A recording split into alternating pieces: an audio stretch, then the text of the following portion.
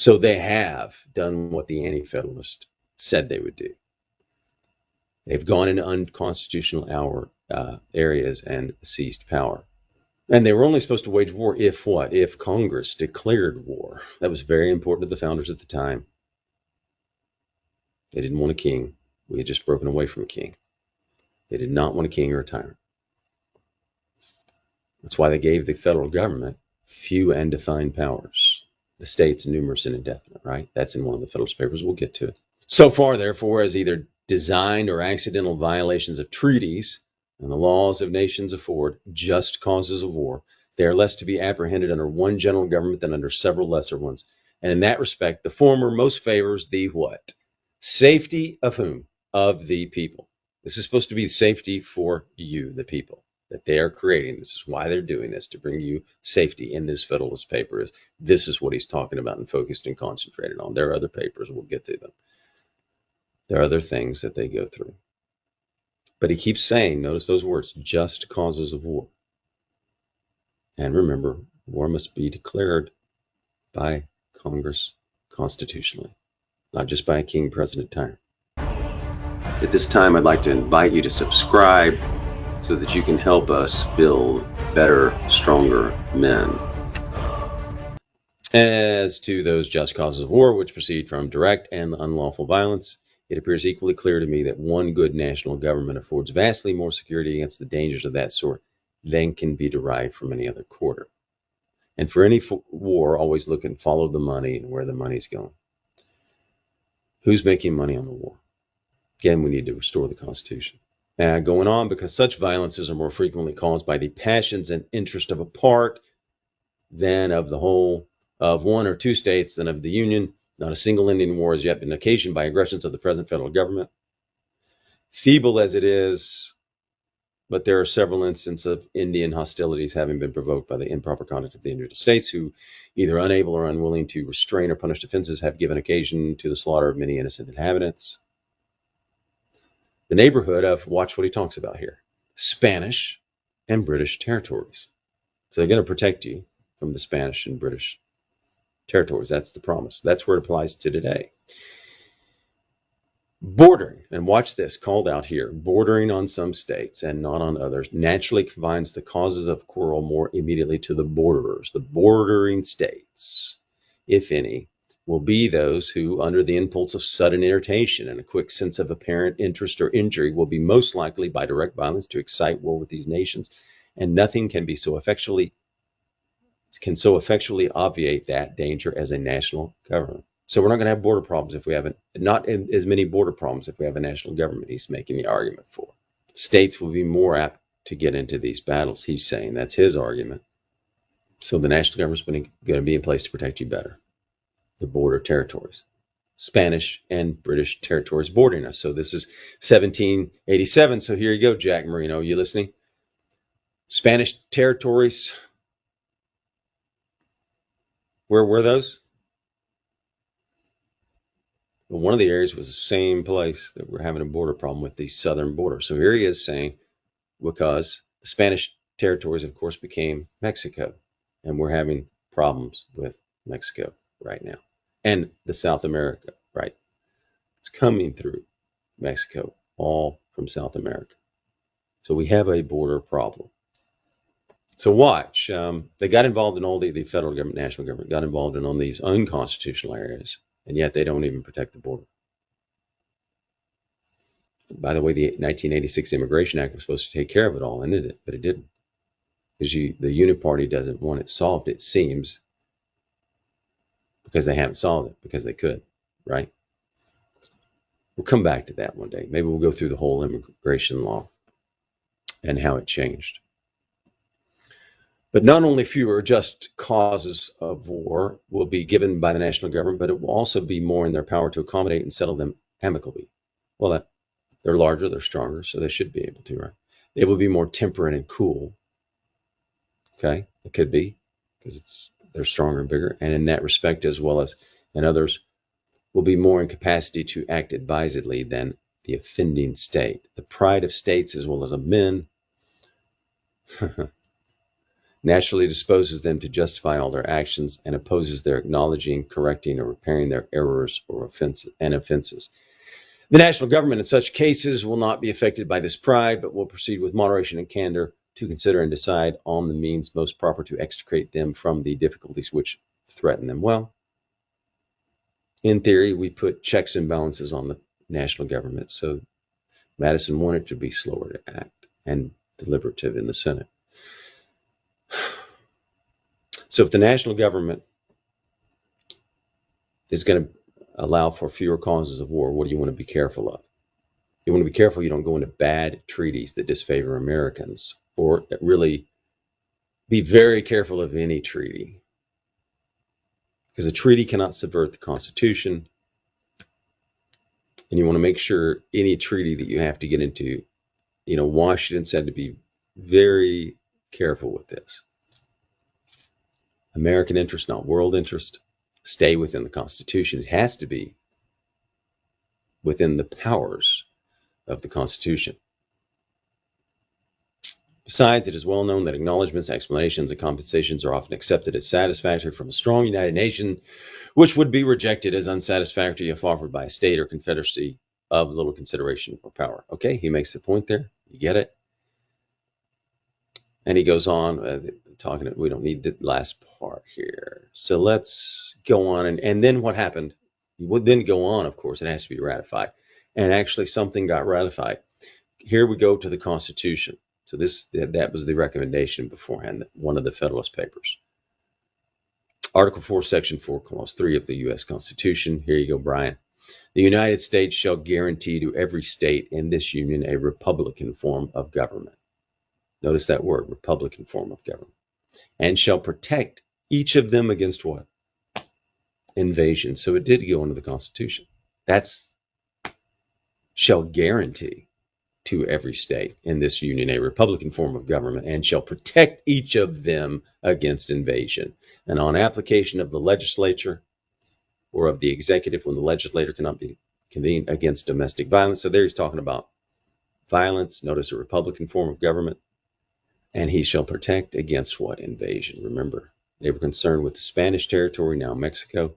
Are they doing it? Have you seen, again, we talked about El Paso earlier. Go back and take a look at footage of El Paso, pictures of that, and see how they're doing with fentanyl, drug invasion, illegal aliens, criminals, and others.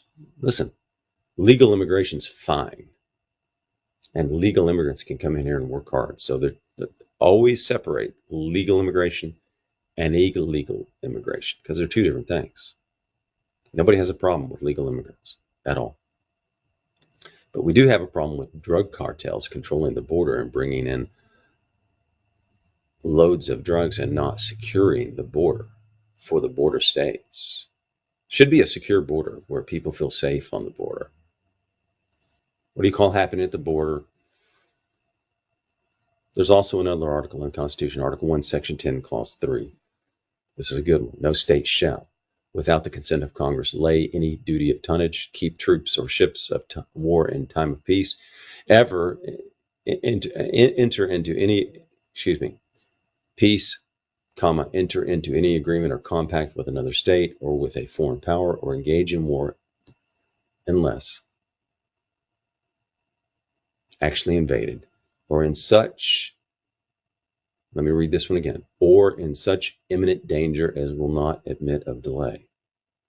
So if the federal government's failing in an epic way, what do you do? What do you, the people, do? We talk about all this time, this for a number of years in the groups and in individual conversations.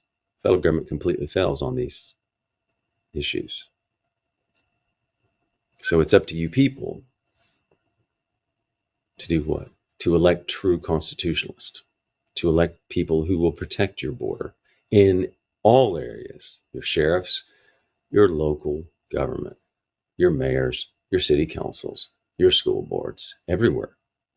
Because if the federal government's not going to do it, where do you have to do it from? The states, the local governments, and that's in your power. And we, the people, have the power. You may think, wow, it's big, everything's big. By the way, you can't ever count on Washington. You got to do it yourselves. Okay?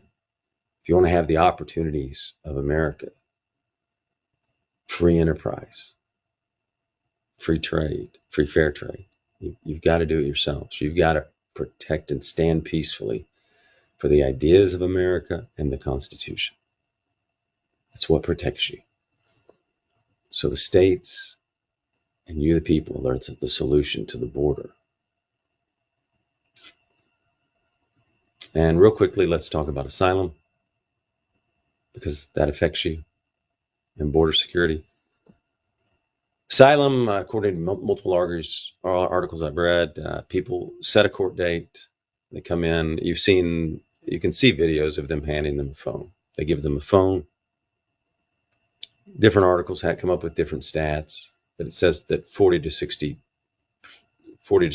of the people don't even come back for the court date. They just wander around the United States and then absorb into it. And this was talked about before. So are we going to have a true immigration policy and follow it?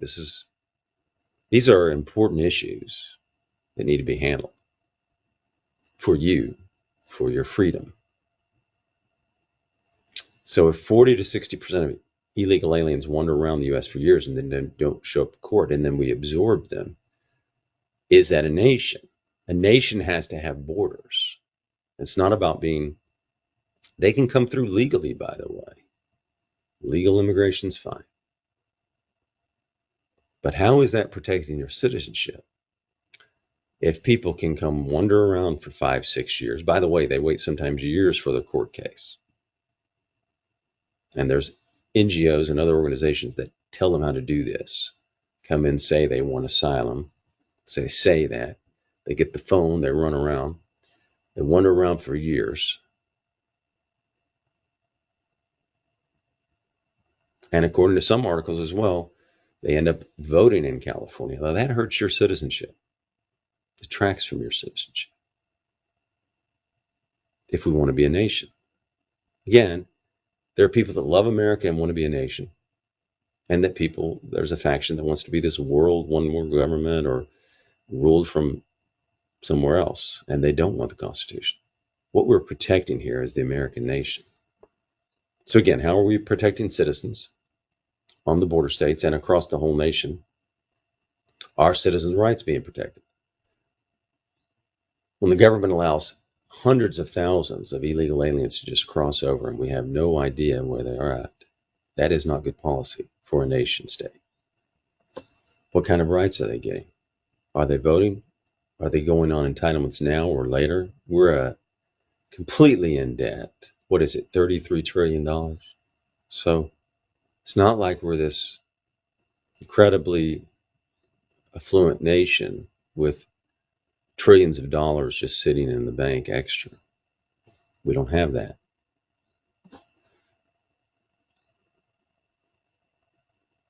What are some of the other issues on protecting citizenship and protecting the borders? Birthright citizenship. How many nations allow that in the world? And is it common sense, birthright citizenship? And is it constitutional? So these questions have to be addressed and, of course, taken care of. They don't make sense. Who would like it? The Marxist faction would like anybody to be able to come in and just be an automatic citizen, wander around for years, and then become a citizen. And that's a goal of the overwhelm the system, get all these people in to vote their way, and then you have a lot of voters. And the Uniparty doesn't want to control it. There's big business involved. You know this. And it brings in a lot of votes. So here's one other point. Think about this.